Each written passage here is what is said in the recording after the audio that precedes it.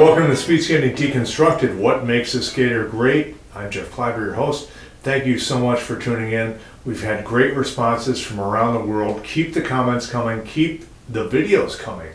I'm doing custom analyses for skaters in several countries around the world, so that is great because a lot of people don't have their own coach or a group to skate with, and they're just kind of out there scratching their head going, what do I do? I'm here for you. Now, what I want to talk about today is a very, very important training, and it's something that's really neglected and almost like a taboo thing. It's called rest. A lot of you train really, really hard all the time because as athletes, we're so driven. We're almost compulsive about our training. If we don't train that day, we feel like, hey, I wasted the day. But that's all mental, that's all emotional, that's not physiological. Your system needs to get rest. Your system needs to recover. Training is trauma.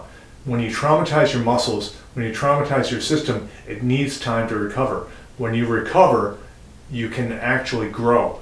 When you don't recover, you actually go lower. So don't overtrain, overgain. The way you overgain is to get enough rest in your program.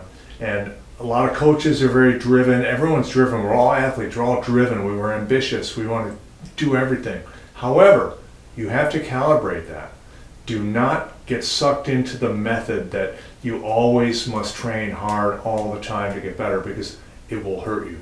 You will get burned out, your physiology will degrade, and you won't have anything there. All you'll have is like really poor responses to training outcomes. So you don't want to do that. The thing to do, and this is a very simple way to calibrate and monitor your own training, is an old school thing. Wake up in the morning, take your heart rate. Just whatever you're doing, same way, before you go to the bathroom, after, whatever. Get in bed, you wake up, turn the lights on, take your heart rate.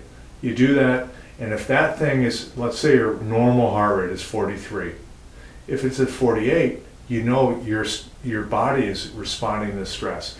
Training is stress. You need to accommodate that stress and then go to the next training.